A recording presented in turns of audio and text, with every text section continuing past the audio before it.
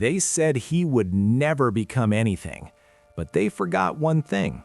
He refused to quit. In a small, forgotten town, off a cracked highway somewhere in rural America, lived a boy named Marcus Johnson. The town was so quiet that dreams didn't just fade there, they died before they were even born. Nobody talked about making it big. People only talked about survival, just getting through the day. Marcus was born into silence, struggle, and uncertainty. No wealth waiting on him, no comfort around him. And let's be honest, nobody expected him to be anything special. Life handed him nothing, except a heart that refused to quit, a mindset that whispered, "I'm not folding." When Marcus was still too young to understand loss, he lost his father. At first, it felt like a missing shadow. Later, it became a constant ache. He felt that absence everywhere, in the empty chair at night, in the quiet dinners, in the heavy responsibility resting on his mother's shoulders. His mother cleaned other people's houses. Every day, she scrubbed floors that weren't hers, washed dishes she would never eat from, cleaned rooms she would never sleep in. Some evenings, she came home exhausted, hands swollen, eyes heavy, but she still forced a smile. For him, she never complained. She never broke down in front of him. But at night, when she thought Marcus was asleep, her tears told the real story. Marcus would lie awake on the cold floor, listening to quiet sobs, listening to fear hiding in silence. Hunger? That wasn't new. It was part of the household. Rain leaked through the roof. Cold air slipped through broken windows. The floor stayed cold, even in summer. Still, Marcus never complained. One night, he saw his mother's hands shaking from exhaustion, and right there, he made a silent promise.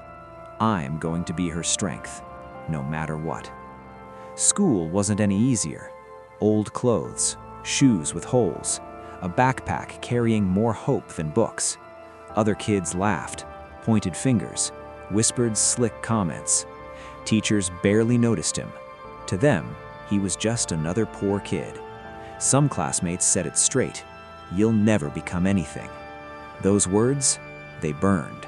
But Marcus didn't break. He turned pain into fire, insults into fuel, doubt into discipline.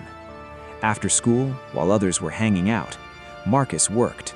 A small roadside store, cleaning floors, stocking shelves, lifting heavy boxes.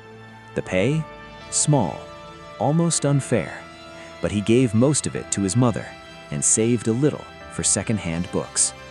At night, under a flickering streetlight, while the whole town slept, Marcus studied, fighting sleep, fighting cold, fighting exhaustion, because his dreams, bigger than his situation. Then life tested him again. He failed an important exam. The paper shook in his hands. His chest tightened. For the first time, his strength cracked. He walked to a river outside town and sat there for hours, watching the water move forward no matter what stood in its way. Tears rolled down his face. Maybe they were right. Maybe he was meant to stay broke. Maybe this was his ceiling. Then an old man sat beside him. He listened and said gently, "Son, the river doesn't stop because of rocks. It finds another way. You gotta do the same." Those words changed everything. Marcus stopped asking, "Why me?" and started asking, "What's my next move?" He studied smarter, used libraries, borrowed books, listened to lectures on borrowed phones. He failed again, and again, and again. But every failure sharpened him. Quitting? That wasn't in his DNA. Slowly, the impossible started happening. Marcus ranked at the top of his class. Teachers who once ignored him now said his name with respect, but he stayed humble. Then came another wall: college fees. People said again, "This is where your story ends." Marcus said nothing. He just kept working. Scholarships, applications, rejection after rejection. Each no hurt, but he kept pushing. Then, one day, a letter arrived. A scholarship. A shot. College wasn't easy. Multiple jobs, night shifts cleaning offices, tutoring during the day. Exhausted, but not finished. Some nights he wanted to quit, but he remembered his mother's tears, his father's absence, the boy under the streetlight. Slowly, he mastered his skills. Failure became his teacher. Struggle became his strength. After graduation, rejection returned, but Marcus kept leveling up. New skills, better mindset, no excuses. Then, one day, everything shifted.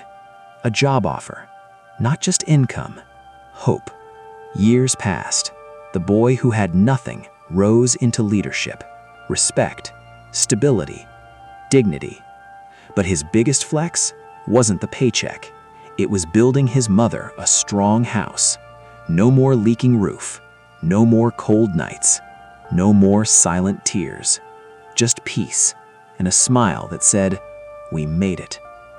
He returned to his hometown and told struggling kids, "If I can rise from nothing, so can you."